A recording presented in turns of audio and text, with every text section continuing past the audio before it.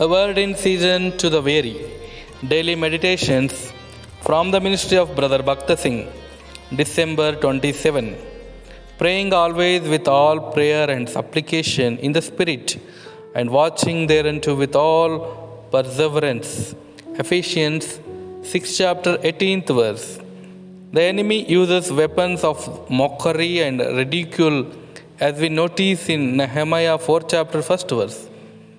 These are very common weapons which the enemy uses to hinder the work of God. The devil often used the leading men for this purpose, hoping that mockery and ridicule from the leading men will prove more effective to harm God's work.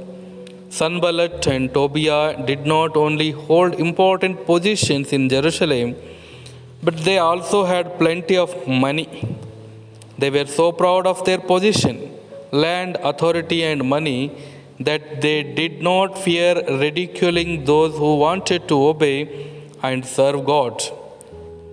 We have seen the same type of things happening during the past years. Those who are in charge of schools, hospitals, and other institutions and were having much money were intoxicated with power in their high position.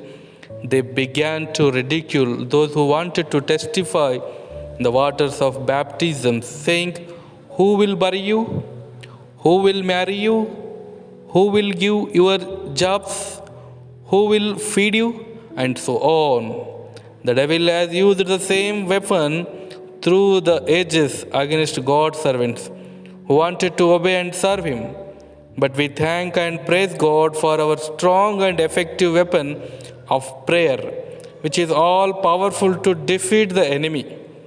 If we want to obey God fully, we must also be prepared for facing all kinds of mockery and persecution.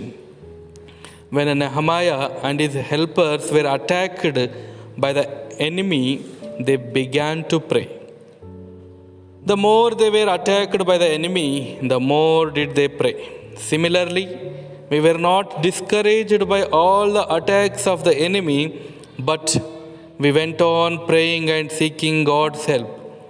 We have found by experience that the people who mocked us in the beginning are now begging us to come and to help them, pray for them, or have gospel campaigns in their places.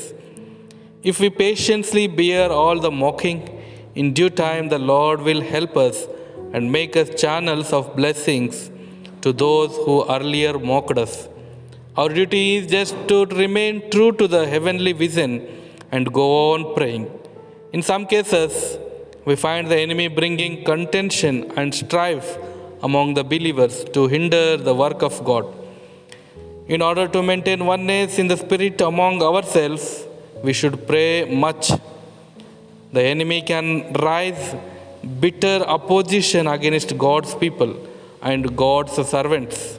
It is only by traveling and persevering prayer that we can very certainly defeat the attack of the enemy.